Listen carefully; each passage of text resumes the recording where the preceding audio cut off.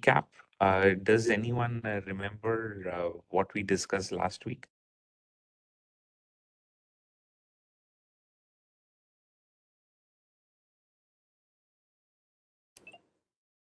We had done a case study on JW Marriott.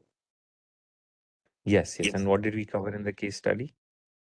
Many things. There were many things which we covered in that. Cloud was there. I mean, native capabilities, Snowflakes, Teradata. Okay, good. Which one do you remember? Only one of them. Which one do you remember the most, or you thought was new information or related with data architecture?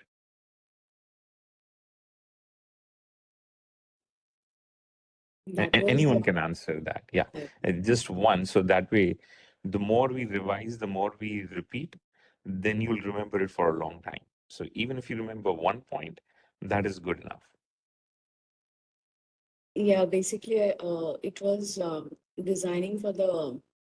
I mean, we were designing something for the customers, and the advertisement was for the customers. So how it works at the back end, that was a discussion we had done, and what are the system and tools involved in getting those applications actual this like customer form, customer details, everything. Okay. Okay. Good. Okay. Anyone wants to add to what Anita already said?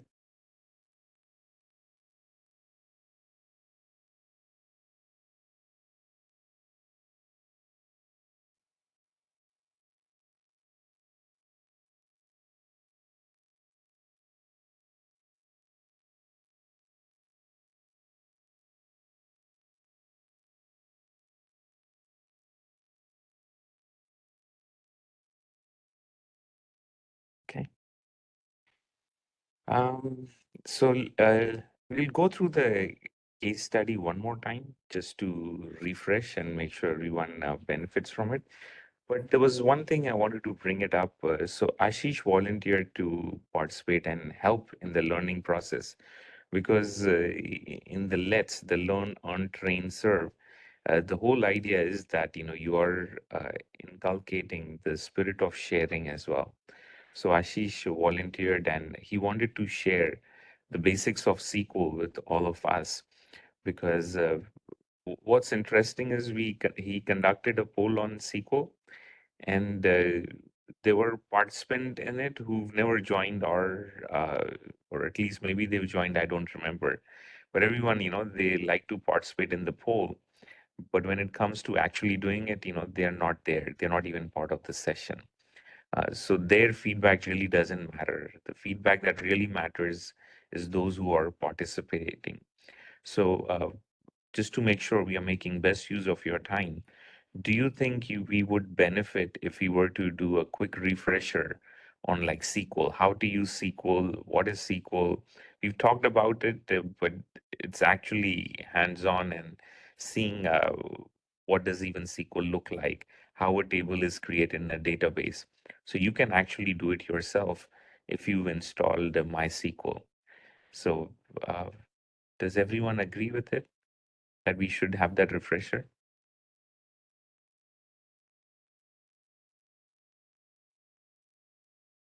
Everyone is silent today.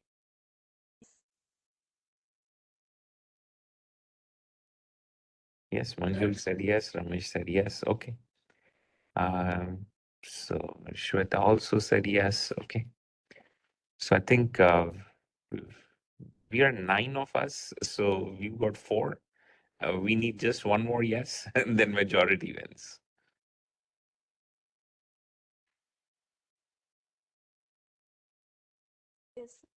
Hi, yes, from my side. Yes. Okay, then let's do it. So we'll start with what Ashish has to share. And then, we'll go through the case study as well, because I don't want to rush through what Ashish has. So that's why I want to start with that. Ashish, you okay with that? Yes, Mukesh. Okay. So, Can you make so me over the to you, presenter? Ashish. Yeah, let me do that. 1 second.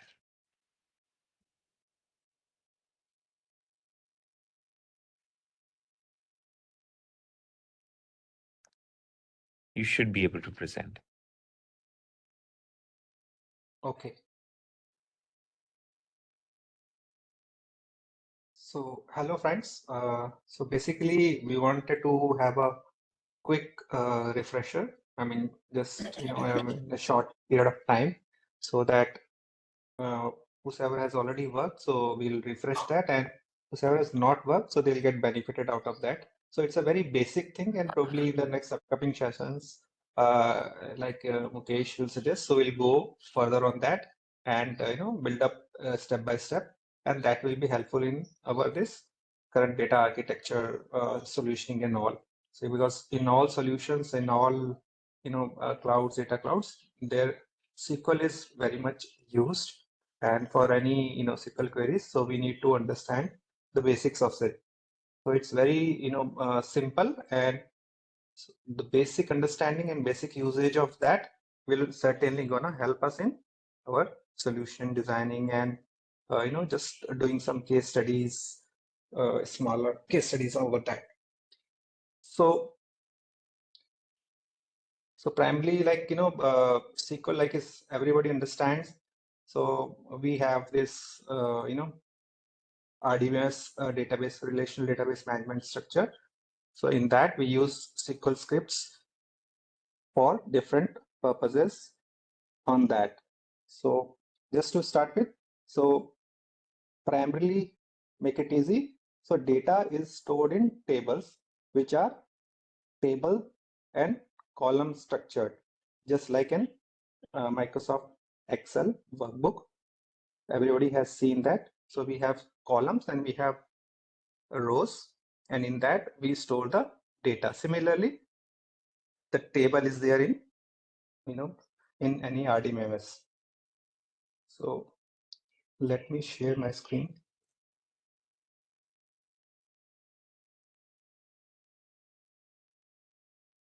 Oh, while Ashish does that, has everyone installed MySQL, or is there anyone still who hasn't?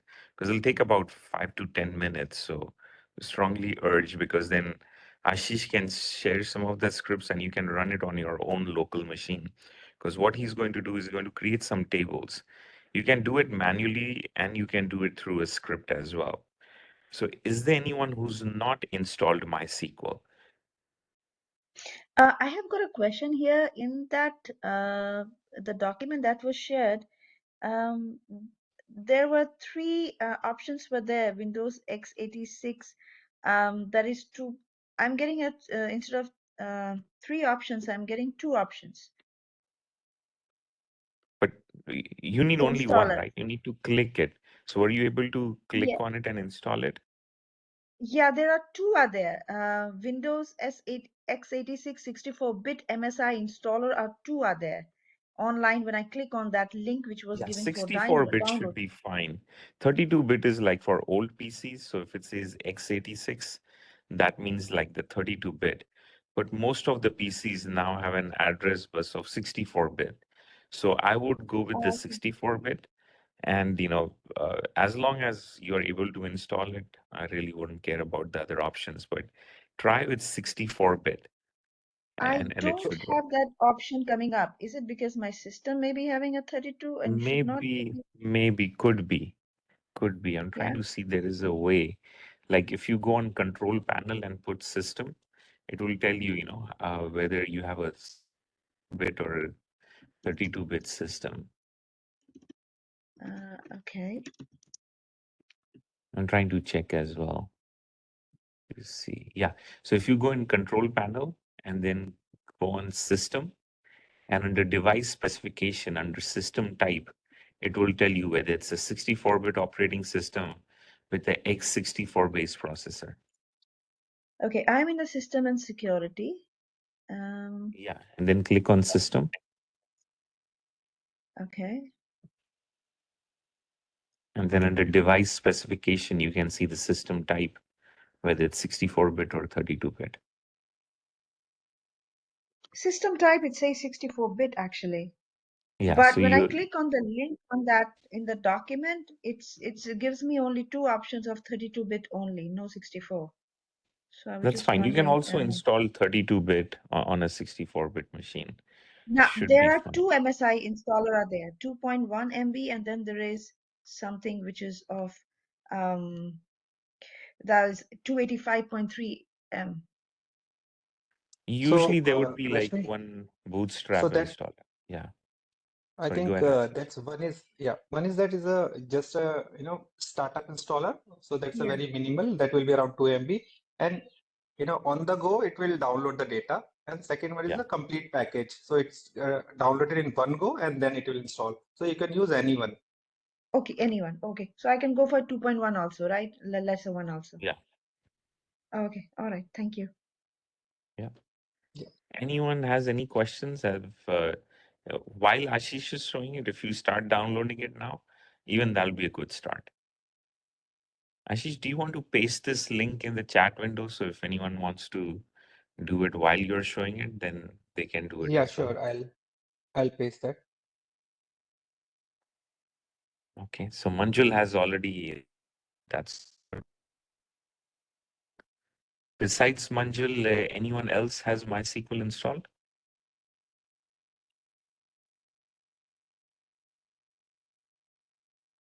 Yes, I have installed on my machine. Okay, great.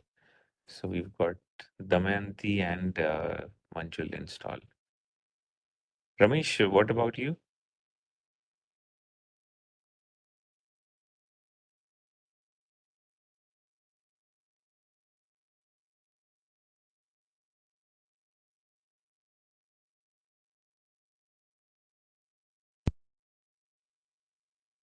Hello.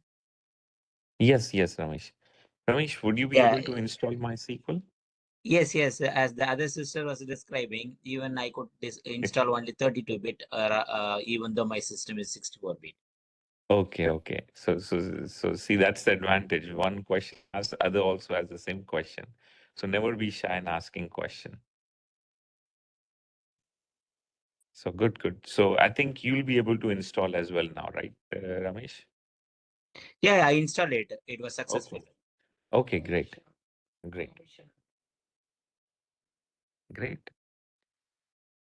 Anyone has any other struggles installing it? Dr. Mukesh, actually, I have an issue with the system. So maybe after the class, can I raise my query? If you want, you can raise it now as well. I would rather have you Okay. carry So along instead of basically, lagging. okay. So basically, what happened yesterday was I observed that neither of my internet browsers was working. So whether it was Chrome or anything, and suddenly it all happened yesterday. And then I found a solution on the internet, but using regedit and those. But now the computer is not even starting. So it is just going on an infinite loop, kind of automatic repairs.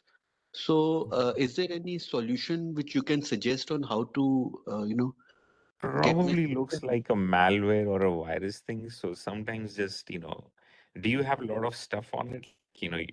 You can No. take a backup of the data and then you can just, reset your OS. That usually helps. So Windows has an option where you can just, reset the OS. So you can say, in that search window, you can say reset this PC and it will pretty much restore all your operating system files to and it will repair it as well. So you can try the So search window, just but type reset this PC. That so might help. when I switch the computer on, then is there any specific key that I need to press for going into the setup menu and So it's not because even booting up. It doesn't even not show the Windows. no, Okay, it is so going on an probably more infinite. like a virus problem, that it doesn't even let you boot it. So you can always do a safe boot. So I think it depends again, which model is it, but usually if you hit the escape key or try pressing like randomly F1, F2, F3, any of those F10 I or think F8, F5 or F8 will do. I can't F5, remember yeah, one of F5, them, F8. F5 or F8. I Yeah, I tried. don't remember specifically which one. But essentially you want to do a safe boot. So in Safe Boot, it's not going to load all your apps. It will only load what is bare minimum. And if that allows you to load the windows, then at least you know that, there's some app or something which is corrupted. And then in that safe mode, you can reset your PC. Yesterday I tried everything, but still, I see. Yeah, then maybe, formatting it and installing again, that's always the last option, but you lose the data. So yeah. usually try doing the safe boot option. If it doesn't let you do it, then we'll have to figure out what the issue is. So Difficult to. can I go to the safe boot using command prompt while it is booting? Because I can go to the command prompt, but Mhm. beyond that, I cannot go to the Windows. But can you suggest anything that I can do in the command window? Yeah, I'll have to see what it is for safe booting it. I'll have to check. I don't remember top of my head, but I'll have to check it. No problem. Thank you. I can follow the on the mobile actually.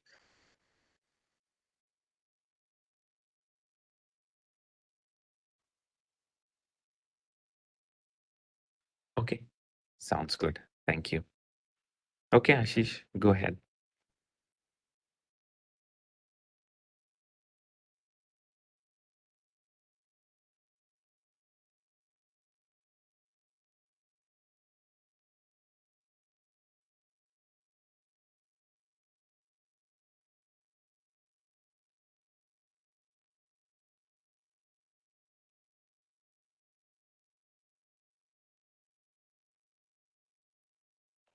Ashish, you're probably on mute, so we can't hear you. Yeah, sorry. So what I Mhm. was saying, if anybody has, got some problem and not able to do right now, so what I'll try to share some scripts later on, the basic scripts, and you can execute them. And if you face any challenge or need any help, you can, just connect with me also.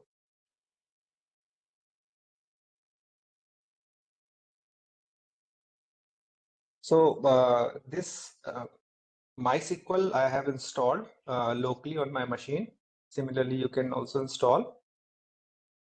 So it's a RDBMS, relational database management system, wherein primarily you will be, looking at the database object of table. So table is, structured just like an, Excel sheet, wherein we have columns and rows, and the data is stored in that format. So that's a basic simple thing. You can visualize that. And whosoever has not worked earlier, so they can just try to visualize that. And so that will be really helpful them to understand, besides whatever, screen or commands they are looking at. So that will be making it easy. So I'll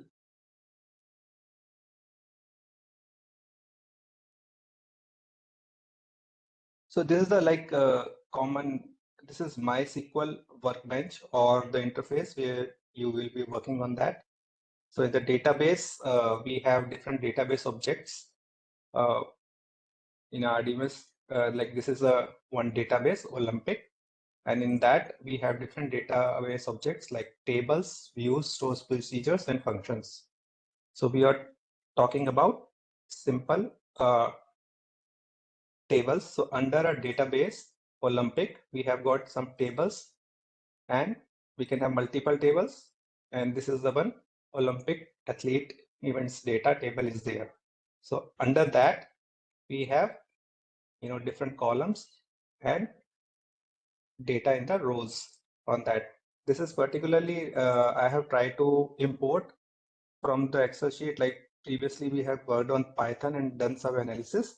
So that downloaded Excel sheet I have imported over here directly. So all the data has come in over here, and probably later on we can work on that.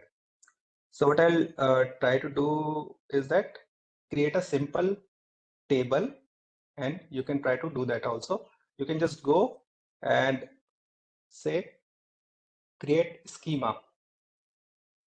Whoever is doing it, you can just click on that, create schema.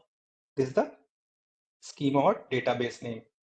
You can give name like test1 and put the apply. And this is the default message. You can go. Okay.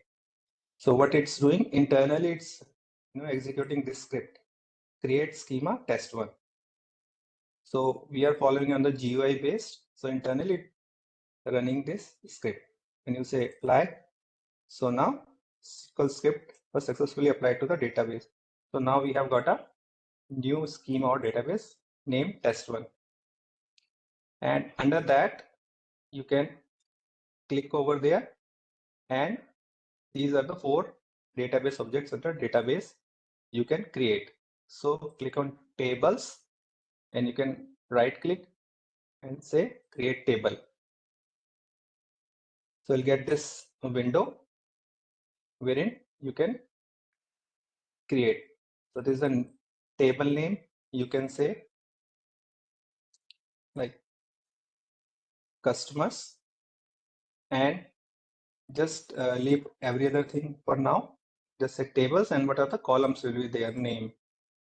You can say ID customer by default saying, and what is data type is integer. So it will be ID will be numeric for our database. So we have got different attributes over there. So what we are trying to do is we are trying to say what kind of data will be there and how it needs to be managed. Like ID will be our primary key based on which we'll be able to identify customers. So we'll say primary key is yes. So we have chosen that. If you see over here, the full name are mentioned over here. So it's a primary key and it's not null. So every customer must be having their ID and which will be primary key. And we can say unique also. And let's say coming to the next column, we'll say customer name, and its data type is var. It's a variable character. So So this can Ashish, we also say, have to define the data type. Is there option not yeah, to define the data type? yes. So we can choose. So it's a different like integer for numbers, varchar for character based. If it's a date, then we can say date time. So different data types are there. So primarily you will be working like for integer and character and date time. So that's different variables are there, like JSON is also there. That's a But little you bit have to advanced. So select a data type, right? Because that was the right, key, that for relational databases, you are defining the data type. So it's doing the validation of the data as per this data type. And if the row which you are inserting doesn't match with it, it won't allow you to insert it. So that's the key point. That's why I want everyone to pay attention, that this data type is helping you make sure you are inserting good quality data in first place. So instead of an integer, if you say varchar means it's a string, right? Age could be a number, but if you say varchar, then instead of a number, I can just type 45, right? Instead of actually putting a number 45.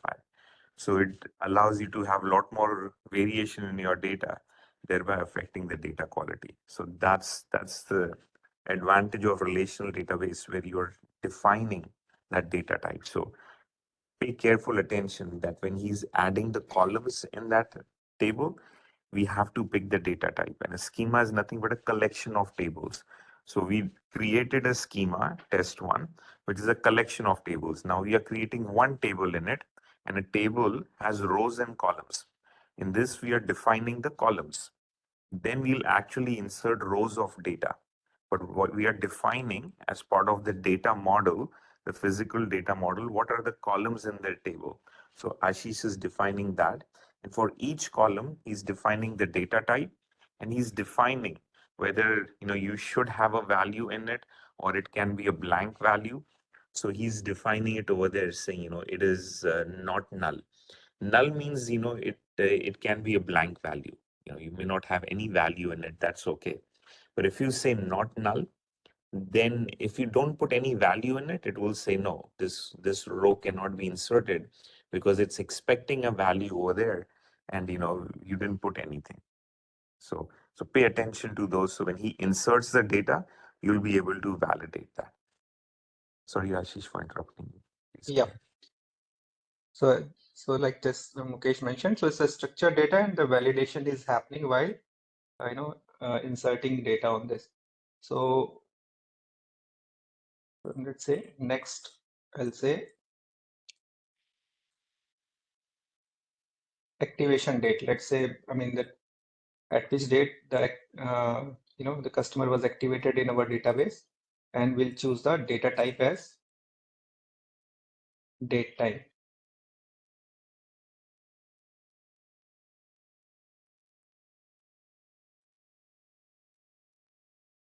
Okay, choose date time. So it will get the date and time as well. So these are date times. So by that, we'll be able to store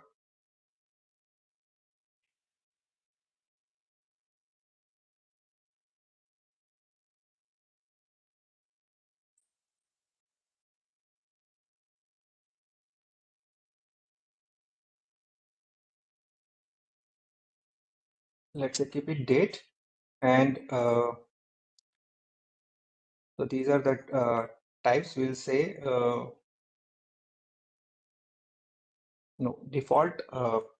We can give some default value to these columns. Let's say if we are adding any customer, we'll just input a customer name, and this ID can be auto generated like this, generated. So it will get automatically generated and incremental.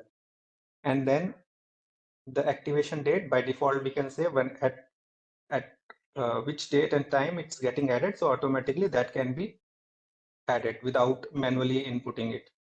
So we just need to add the customer. So activation date and all will happen automatically.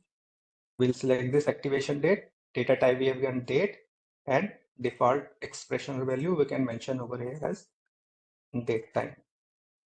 So by this, it will automatically add date time whenever record is created for this particular customer.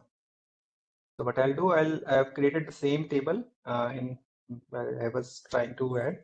So I've created this table that once this table is created, you can, let's say, I'll show you, you can right click, you can do couple of select rows, retrieve whatever data is over there. And first we have created the table. Now we'll say alter table. So if you want to modify this table, so this I have already created. I'll show you a couple of columns I have already added.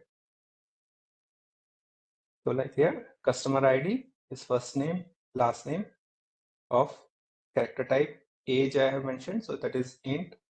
Active flag, let's say it's whether it's active or not, so that's in there. So that's it also in varchar, and that activation date. So it's a date time, and we'll see over. It says that current date it will automatically update. So this is a table which we have created. Another table is there. Another way to look at the columns and all, you can just right click and see whatever the attributes of this table are defined, like columns. Here we have 3 columns: order ID, order number, and customer ID.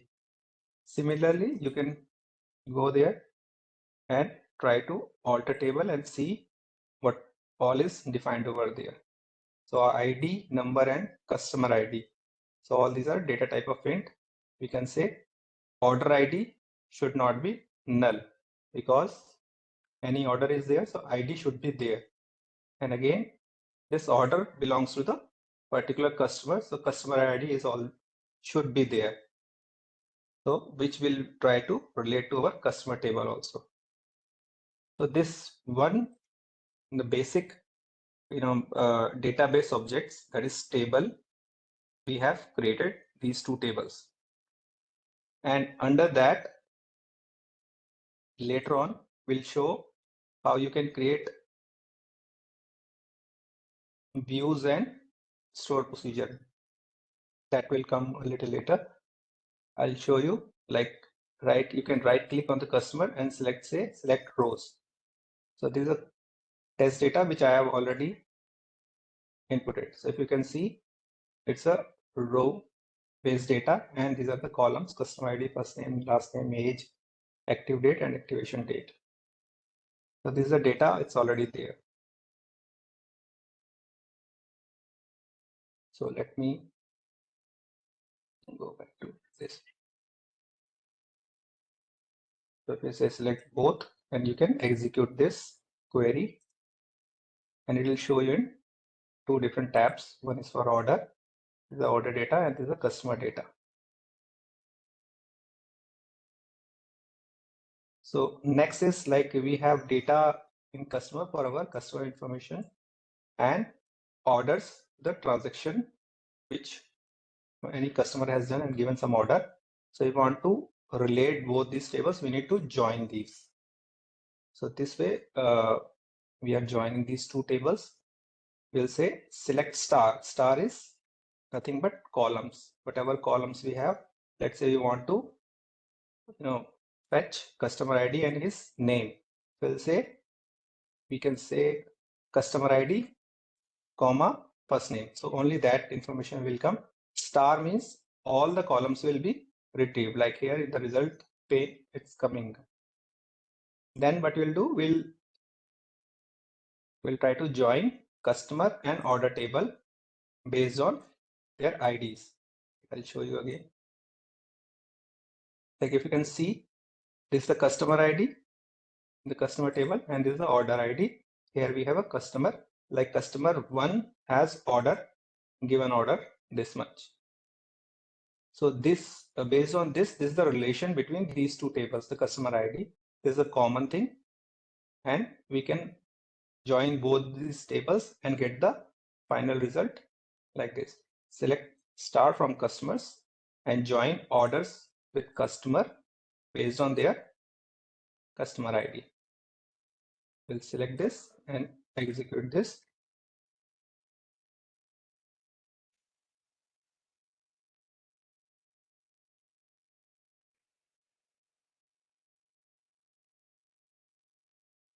Typo.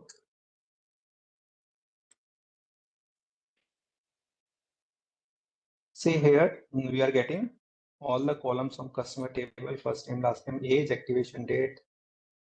And from the second, it's giving us the order details. What is the order ID, order number, and so on.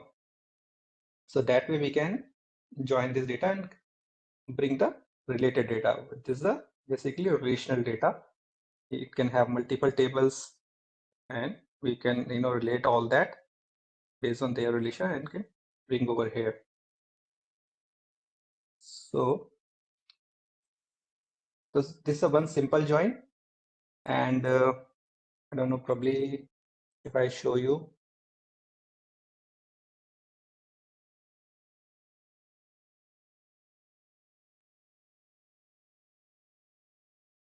just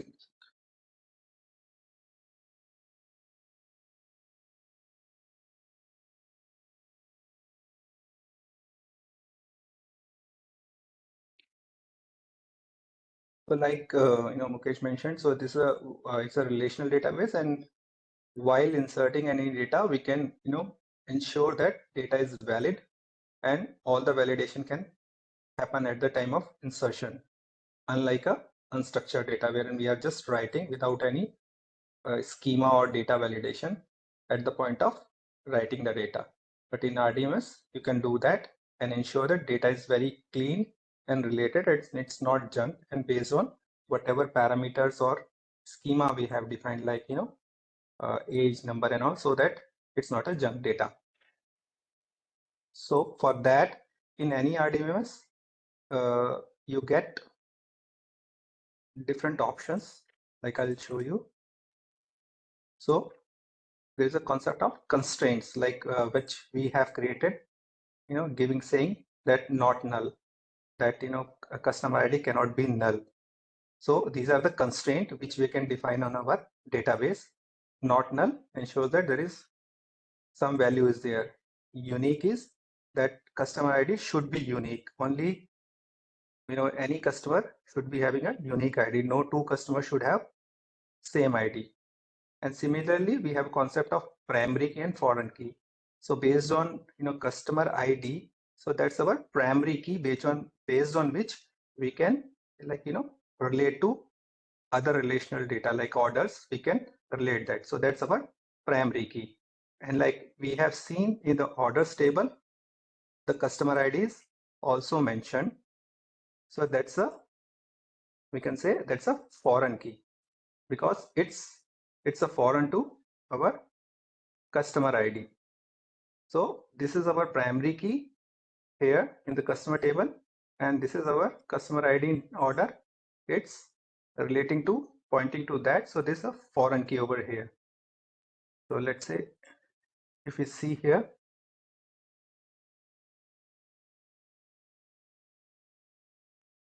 see here, this we have mapped or related to our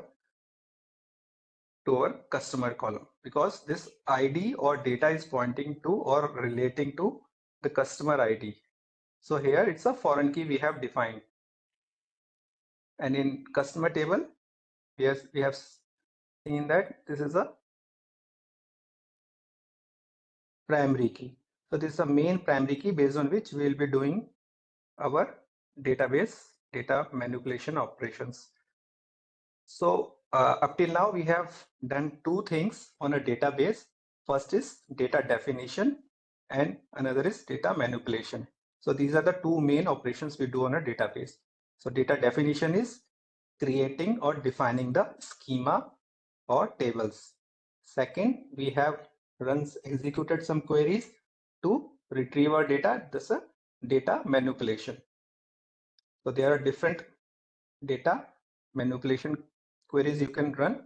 First is select, which we have seen over here to retrieve our data. And similarly, we can write update query as well or delete query. So these are the data manipulation queries. And we have looked at constraints that we have defined. And also we have created the relation.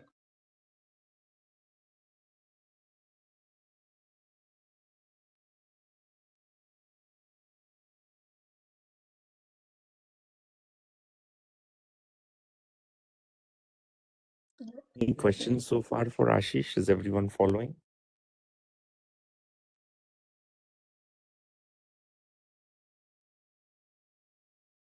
Yeah, I have a simple question. If the data is extracted here, can we export it to Excel and work to make summaries or dashboards?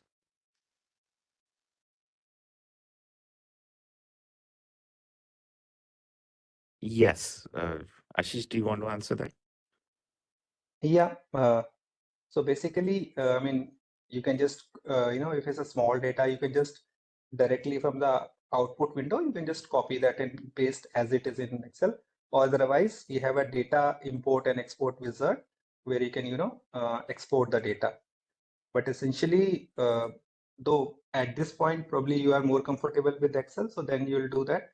But, so that's okay if you want to have some graphs and all. But from the database point of view, you will get more and more operations you can define over there. Like say if we have this data of Olympic athletes events, so that's around 60,000 records are there. So Excel won't be able to support that data, and it won't even load. It will take very much time, and you can do all the querying and other things over here. But I think it's for small data and you want to have some visual graphs and all, so that's perfectly fine. But if you looking at the data from a company perspective, so that's a huge data. So then probably you would want to come here and let the data be here and then relate to. And as a second step, if you want to create further dashboards, because the organization data, so it's a very huge, then probably you can have some reporting tools. And probably there are aspects by which you can relate directly to the Excel can point to this also.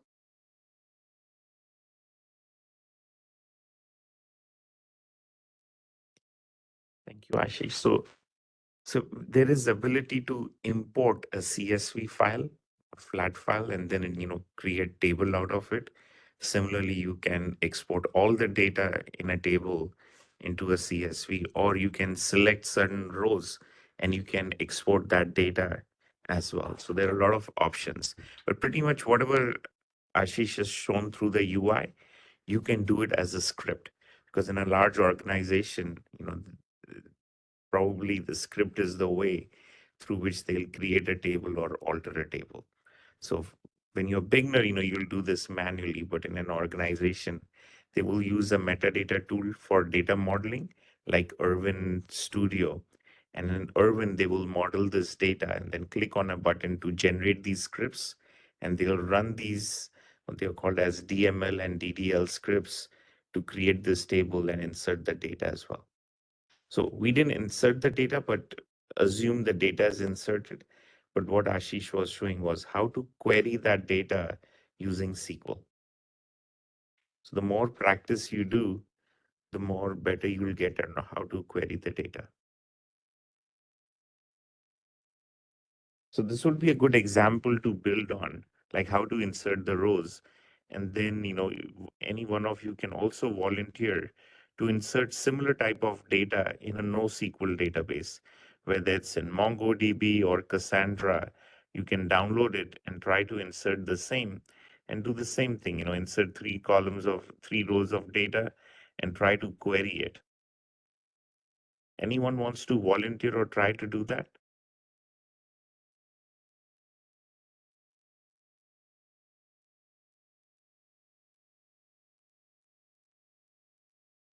If you decide later on to do it, you're most welcome to try it and then share it with the team as well. Anything else? Any other questions for Ashish? Or Ashish, do you want to add anything, or pretty much this was the demo?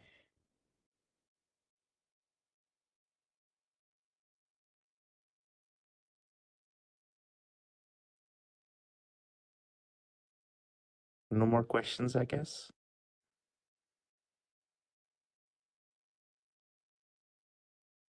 Okay, you can always right click on a table and create the script saying alter it, and it will generate the script. And instead of alter, you can just replace alter with create, and it will create exactly the same table. Sorry, I was on mute. So, I Yeah. mean, you can go over here, like in the database tables, you can just say for any like creation of database table or views, you can just right click over there. And first, like you can select the rows to get the record, or you can say create table. So, I'm sorry. You can say send to SQL editor. So this is a script for this, like you can say how for this particular table you want a create statement, delete statement, update statement, or insert statement. So if you say we have created the table, we'll say create statement.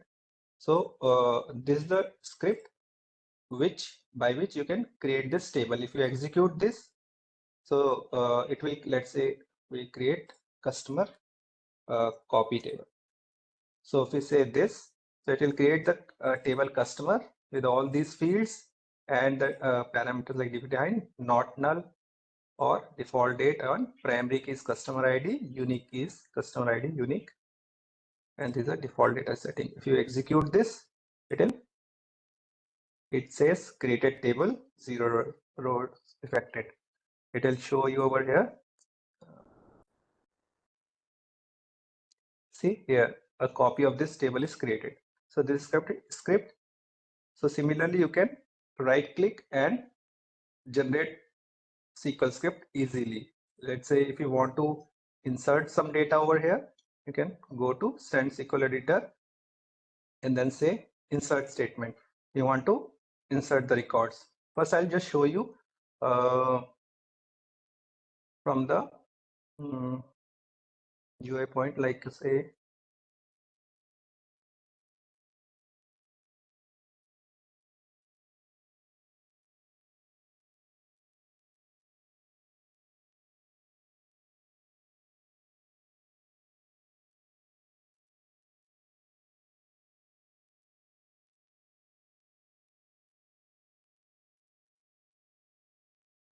It will give you data you want to insert in this table.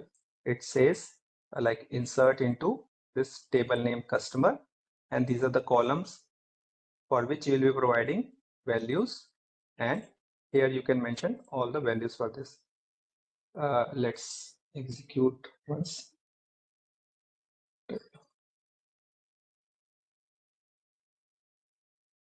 You'll say first is like customer ID, and second is first name,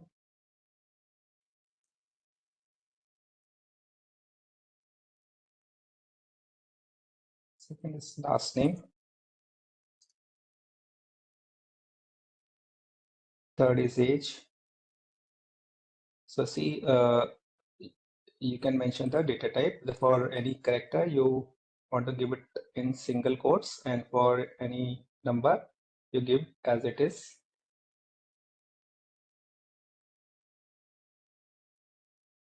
What is active flag? Say yes. Last one is activation date. So let's remove that because we have given some default value. It will automatically give the current date time over there.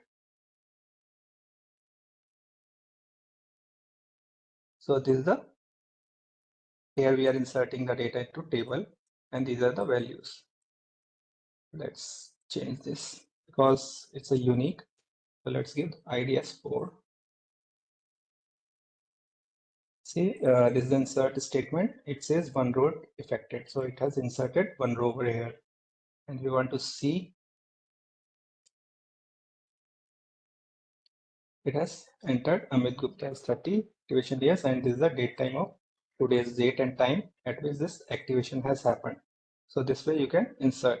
Similarly, if you want to, update data, you can do that. Update customers, set, like say first name from Amit to Ankit,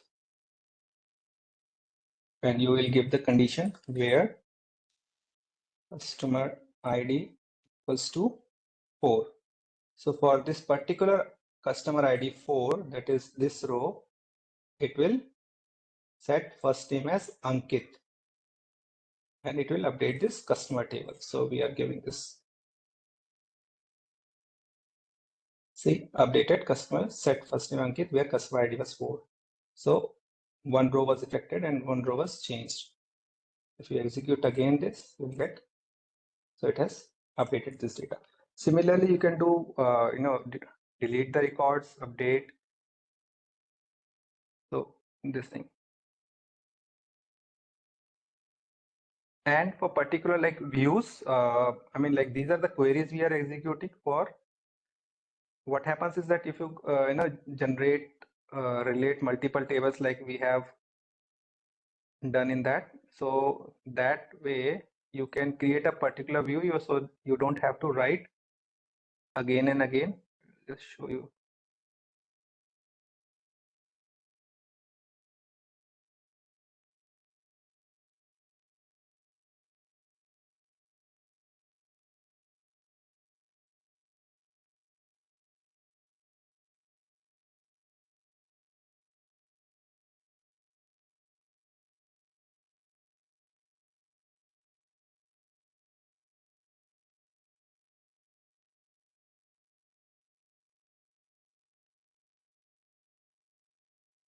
You can say create view as,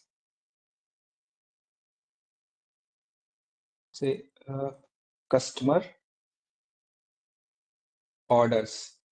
So like we have joined earlier, the customer and order table. So we'll be joining, sometime in multiple tables, and you don't want to create the queries again and again. And for repetitive work, you can create, views. So views are nothing but your saved queries. So if you have large queries, you can save them and you don't need to write again and again. So that way you can create views, the customer order. Let me Let's say time is C.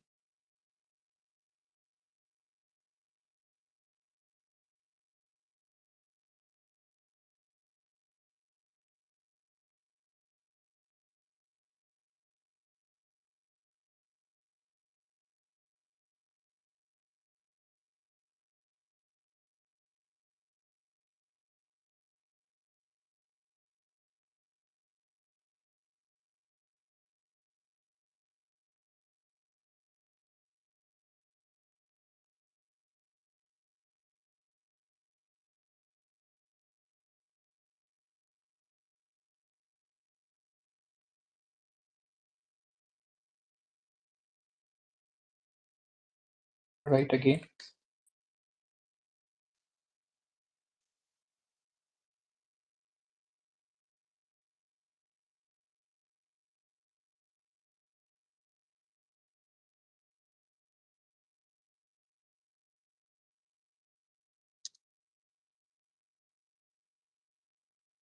We are saying again that we are joining that. We're saying we'll pick data from customers and join with that table of orders, because we want to see all orders for that customer, and we'll say on which column we want to join. Both these tables are on customer ID, customers table dot column customer ID, which is equal to orders table customer ID.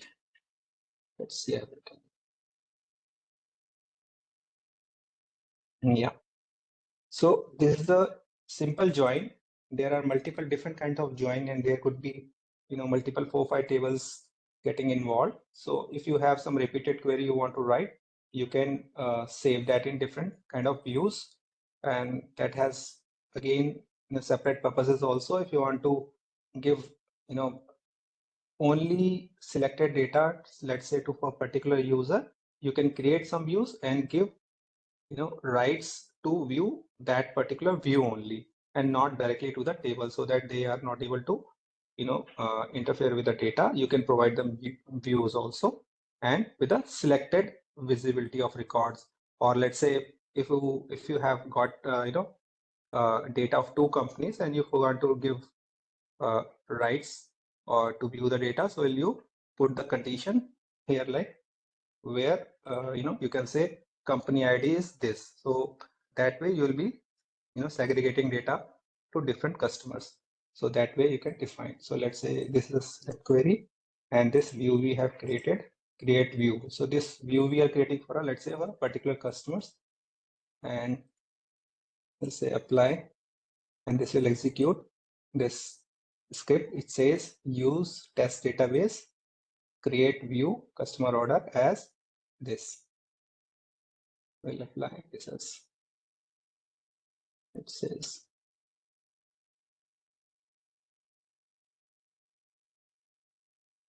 So it will be like simple. It will be like this. So if you want to learn or execute simple queries, I'll suggest you can go, and I'll show you. You can just go to this particular site, and so this is a W3 Schools. Wherein if you go to SQL, it will give you all the queries, and you can try it over directly over here also. Simple queries like for join, we have seen this inner join. It will show you how the 2 tables and how you can write this particular query, and you can just try it also. So this is really very simple. If you want to do basic thing, you can go over here and go this for tutorial.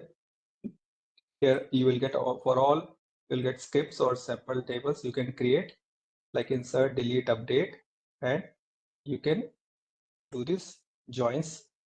Let me show you one. There are different joins. This is the different joins. One is we have used inner join, which is matching all the records of one table to the second table, like this customer, and wherever the records are matching, based on customer ID, it is fetching that record. Otherwise, it's not fetching. Let's say if you have some junk data in orders, so it will not bring over that. So similarly, left join, right join, and full auto join is there. So it had got different purposes. Let's say if you want to show all the customer data, whether they have some orders or not. So they'll say, let's say we have 10 customers, so it will bring all the 10 customers. In the first example that we have shown, it brings only those customers who has got some order. Otherwise, it won't bring that. But in the second scenario, if you want to list all the customers and show if they have some orders, whether they have orders or not, it will at least show all the 10 customers. And let's say if only one customer has order, so it will show order details against that. For others, it will keep that blank. So these are the different joins for different types. And similarly, there's a one in SQL, you can do multiple things. You can do, group by. Like, sure. Let's say it's saying, select country from customers, group by country. So what it'll do, it will group by country. Let's say for each country, how many customers are there, and it's showing count of customer. So it will show you, let's say, how many customers are there in a particular country. So it will show you India and then show the count here, let's say 1000 and country India, count, let's say 2000, country US, similarly. So this you can group by your records and aggregate that. And then you can do the ordering by count also. And then you can have other parameters. Let's say having count, you can put having count also, which will show you group by customers who having count greater than 10. Any country who has got greater than 10 customers, it will fetch those records only.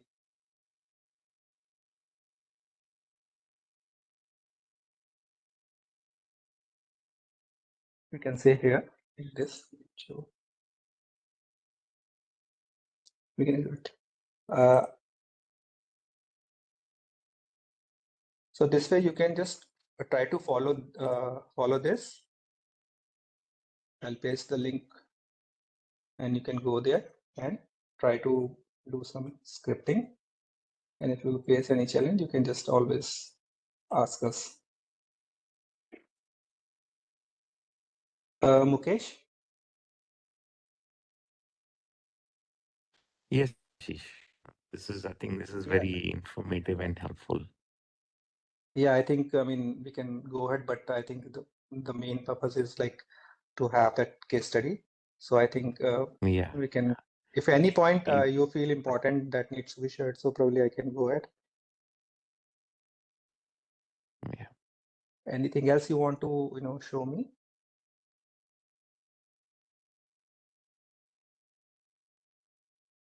Does anyone have any feedback for Ashish?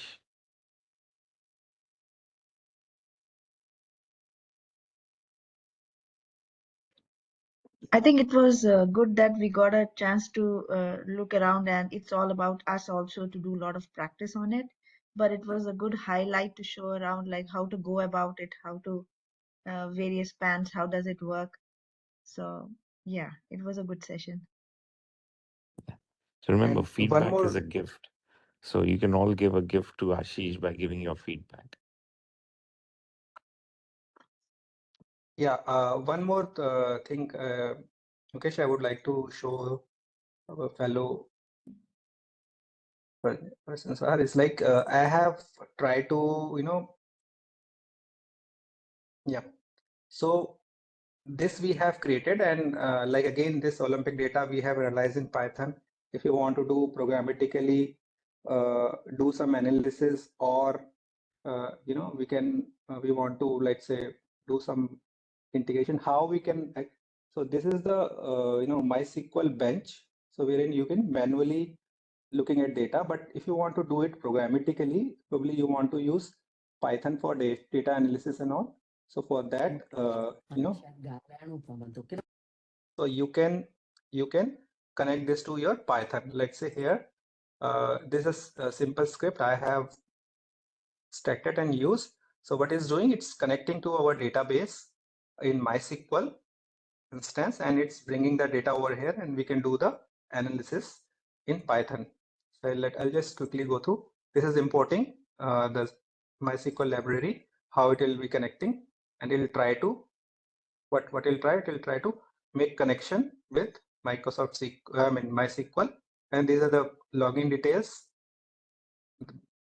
And let's say here it will say print connected to MySQL database, and this is a query, like we have executed query over there. So this is from like one like country table is there, so it's selecting these columns from that, where country, we can say country name is India, or otherwise it can bring all the data. So it's a simple select query, and we are executing that query from here in Python. It will be sending to the MySQL, where based on this query, it will fetch the data over here, and we can manipulate and show it in graphs and do whatever analysis we want, and then we are executing that. So it's a simple thing, making a connection and executing that MySQL script. So let's say execute this. So see how fast is this. So it has first connected to the database, and it has brought the data from the world table, where it's saying different countries are there, what are their population or short code over there. So this is the query: code name, continent, surface area, population, head of state, capital from world country. So and this is the table over here. It's connecting to that. This is the world, and it was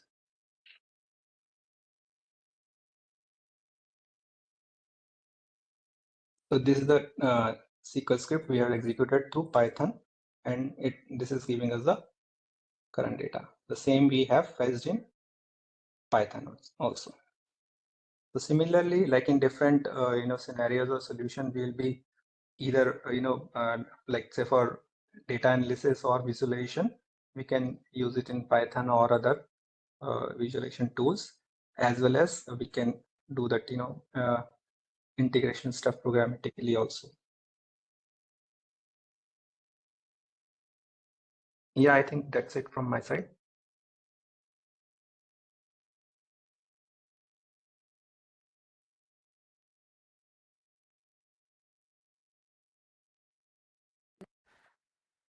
Okay. Thank you, Ashish. This was extremely helpful. I think this helps match the theory with the practical, where we talked so much about data validation in RDBMS, so you can actually see how it works, how the data is inserted.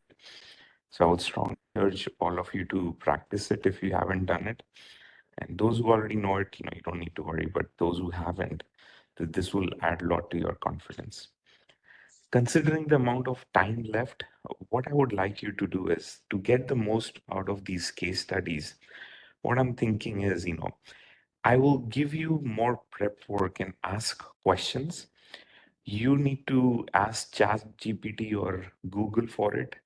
See how you would solve it. So when you actually see the solution, it would make more sense, because if I just show you the solution as it is, it'll be like, okay, yeah, there, you won't remember it. But when you put that effort to see how you're going to solve it, then when you see the solution, and if it's slightly different, or it's very similar to what you have, it will add to the confidence. The whole purpose of these case studies is to give you confidence. I want to make sure you feel a lot more confident reviewing these case studies. So here's the homework for you. So one homework is, we need to use a data catalog. Now, in the previous case study, the client was using AWS. So what data catalog you would use on AWS? If the client was using Azure, what data catalog would you use on Azure? And if the client is using GCP, what data catalog you would use on GCP? Okay. All these three clouds, they have data catalogs. You need to find a name for it, right? So then the best way to do is look at the documentation. or just Google for it, or you can ask ChatGPT. But most important is, right? Yes, there is a data catalog, but I want to be able to. So what a data catalog would do, it would give you a catalog of all the data. So like these tables that we created, those would be reflected in a data catalog. So customer information, data catalog will tell you customer information resides in this MySQL database, and this is the data model for it. Or there are 3 customer tables, one in Snowflake, one in MySQL, and so on. But it will only be able to tell you if you integrate your data catalog with the data source. So once you decide, right, which data catalog you want to use on the cloud, the problem statement or the homework is, how are you going to collect metadata from Snowflake into the data catalog? How will you capture metadata from Snowflake into data catalog? Now you'll say, I don't know Snowflake. No, all you need to know is that Snowflake is a cloud data warehousing solution. So just like a cloud data warehouse, the difference between a database and a data warehouse is a data warehouse also is nothing but a bunch of tables, but you can do a lot of data aggregation in it. You have a lot more computational power in a data warehouse than a database. A database is more transactional in nature. You're doing a lot of read, write, read, write, read, write. So that is called as OLTP, online transactional processing.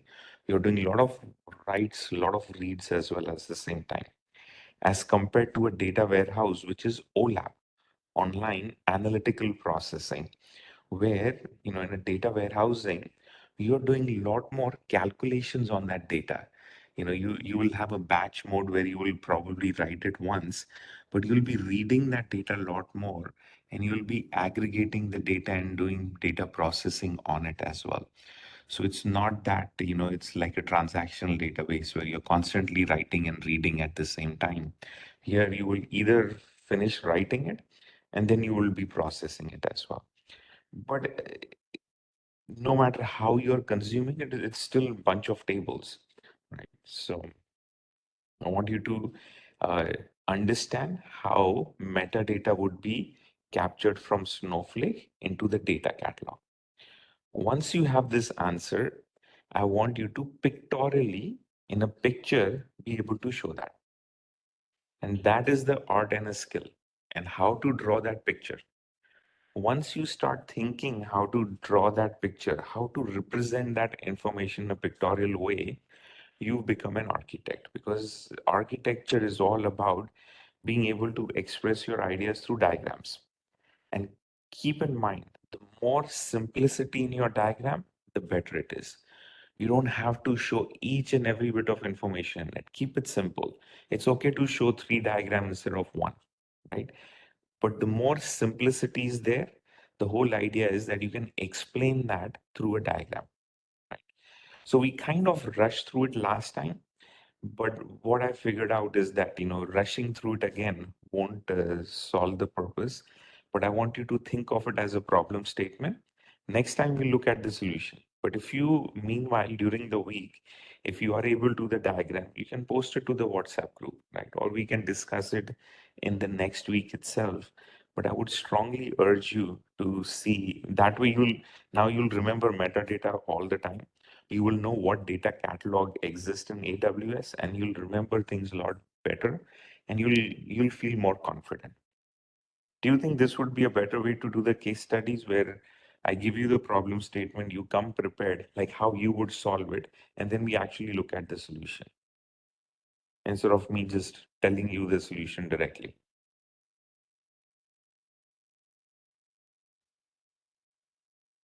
Yeah, Ashish, you had a question? No, I was saying this is fine. This is good idea. So it Yeah, will certainly help us to, look at the things from our point of view and then validate that. yeah, yeah. And Mukesh, during the yes, two yes, go ahead. questions for this. Yes, One is you mentioned that the metadata will be maintaining in the Snowflake for the particular data warehouse. Uh, correct. so so and the data catalog we are using of 3 different clouds. Yeah, so in this case, the client is AWS, but I want you to, be able to solve the problem for any cloud, not just AWS. So one of you can solve this for AWS, another one can solve it for Azure, another one can solve it for GCP. That way, we learn from all the 3 clouds, because the more you know about the cloud, the better architect you will be. So don't restrict yourself just saying I'm AWS or I'm Azure, I'm GCP. A lot of most of the clients, the big clients, they are multi-cloud. They'll have at least 2 clouds. So don't restrict yourself to just one versus the other. For learning, it's okay because it can be overwhelming. But the easiest way to learn is think about the capability. And then you're just mapping names of the product to the capability. Once you know what the capability is, what a data catalog is, then it's very easy, because I can show you 3 catalogs that pretty much do the same thing. A little bit difference here and there. It's like you're driving a car, whether it's Maruti or whether it's some Honda or some other make. It's still, at the end of the day, a car is a car, right? It has a steering wheel, it has 4 wheels, and so on. Yeah, there will be few variations here and there, but it's still a car. Same way, data catalog is a data catalog. There'll be few variations here and there. But once you know one, it's as good as you know the others. So if you know one cloud, you can pick up the other cloud fairly quickly. But the more you know, the better it will be in helping you in getting a job and giving interviews as well. Does anyone feel uncomfortable doing it, saying, we haven't learned enough, or we don't know the theory, we don't know what is metadata, we don't know what is data catalog, I don't know what is cloud. How will I be able to find it? Google it. Ask ChatGPT, because the more you'll be able to do it by yourself, the more confidence you'll derive that you can solve problems.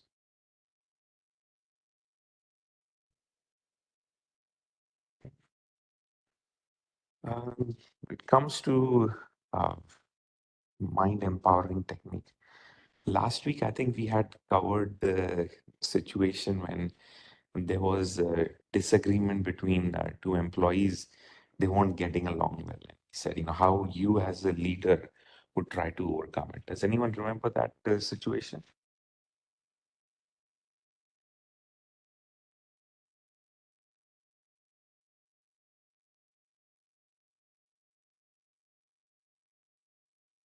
Yes, 2 employees, so each other complaining about the others. Yes. And how would we help them resolve the personality issues? What did we say? What was the solution? And is explaining about the importance of teamwork, so that it's not the individual's goals to achieve some task, it is the group task. So we have to respect each other, and if somebody is agitated often and not cooperating, speak to him personally and explain that how good you are and something like that. So you go on. Yeah, exactly. So building on to that use case, there's another example, a variation of it, where you know 2 employees, they said, "Wow, um, their ego was hurt. There were some emails they shared with each other in a team meeting, and the other person felt that they had to defend themselves because there were accusations made against this person, and then it kind of got out of control. So situations like that will say, okay, let's discuss this offline. Don't try to resolve this in front of 10 people, right? Because you need to listen to the other people, make sure you hear both sides, and then try to play it down. Don't blow it out of proportion. Make it simple.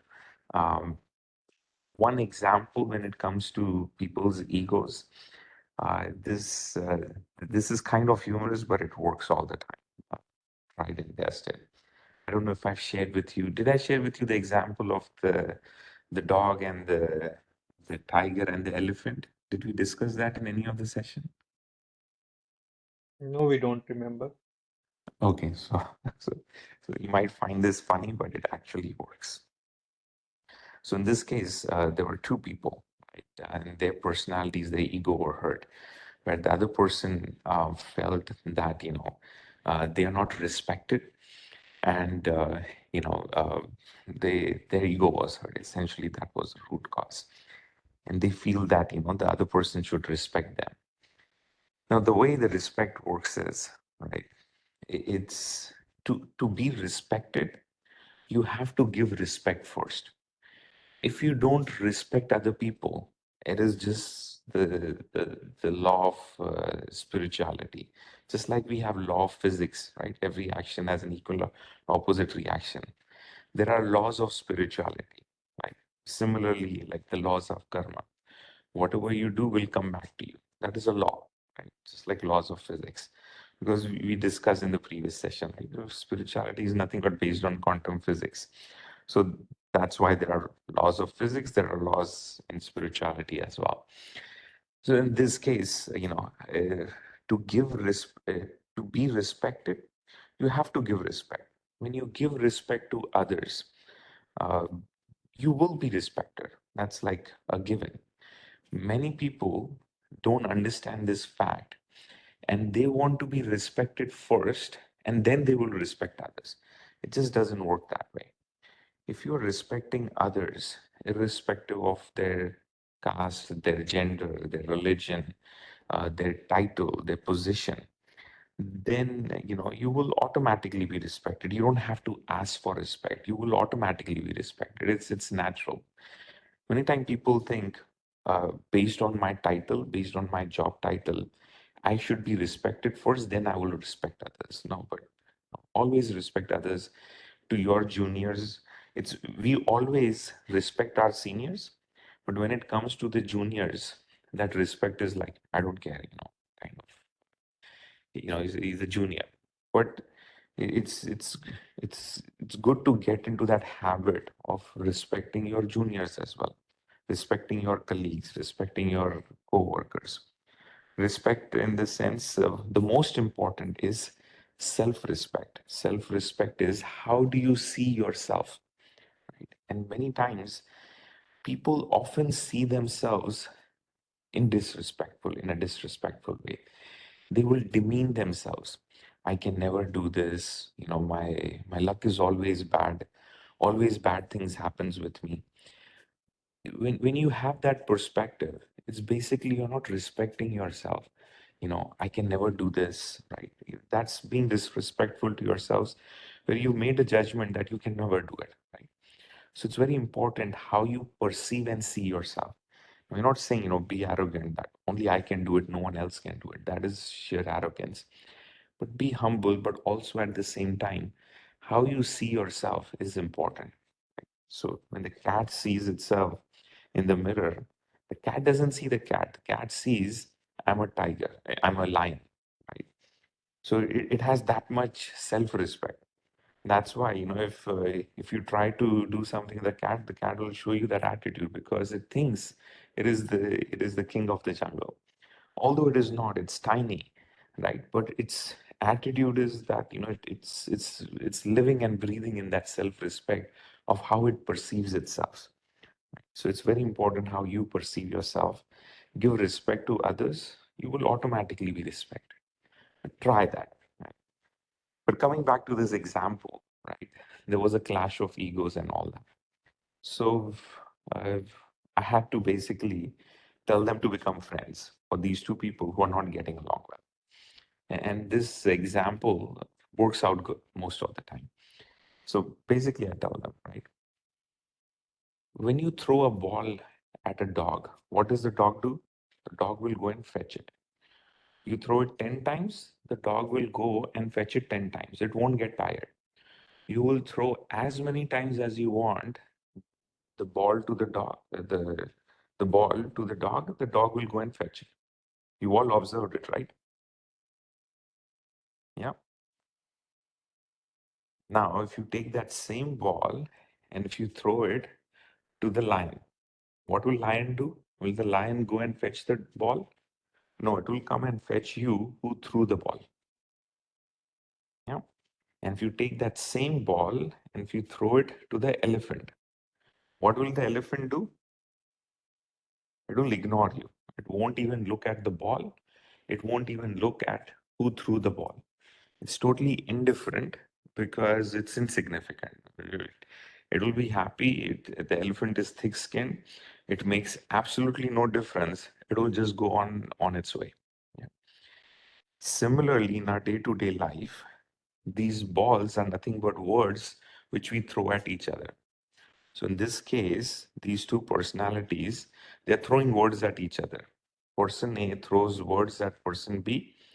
Person B, like a dog, will take those words, throw it, bring it back to person A. Person A will again respond something. Person B will again respond back to it, and they play this ball game until one of them tires out. But usually the dog never tires out. It's the person who's throwing the ball will tire out in this case. So basically, you tell them saying, you have a choice. Right? Do you want to be a dog where you play this endless game of he said this, I said that, he shouldn't have said this, this is not right. You play this, right, until one of you tires out, or you look at the intent behind it. Like, what is a tiger doing, right? You're looking at the intent behind it, that his intention was this thing. It's okay, that's fine. Forgive, forget, and move on. Or most important, you take the higher ground. What is important? Is this even important, or is this something which is not important at all in the bigger scheme of things? Most of the time, it's not important in the bigger scheme of things. We've got objectives and goals to meet. This argument is so trivial that it's not even worth spending a minute on it anymore, right? So give them the choice. Say, what do you want to become? Do you want to be a dog? Do you want to be a lion? Or you want to be an elephant whose state of mind is unaffected by the ball, is unaffected by what was the intention, because there could be misunderstanding and so on. But you are enjoying your day, you're happy with it, and you just move along. And you're going to progress and reach to your destination because you're not distracted by these balls coming in your way. So you're focused and you're dedicated to your goal, and you're staying focused. You're not being distracted by it. It's a choice. What do you want to do? Most of the time, no one wants to be a dog.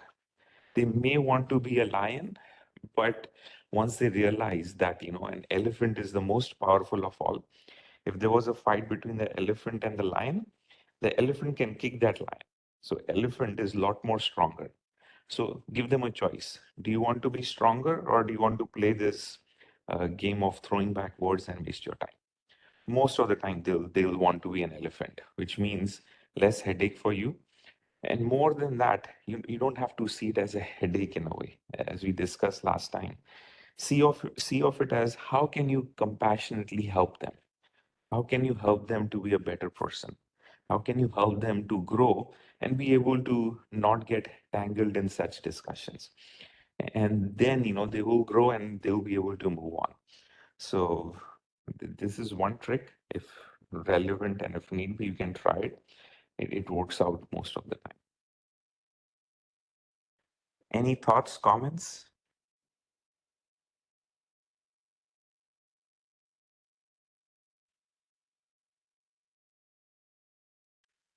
Okay, so I think we are almost at the hour. See you next week. Ramesh, best wishes for your trip to India.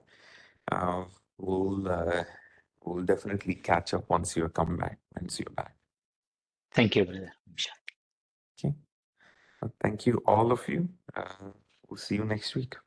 Thank you, Ashish. Thank you very much for today's wonderful demo. Thank Thank you. you, all of you, for attending. Thanks, everyone. Thanks. Bye-bye.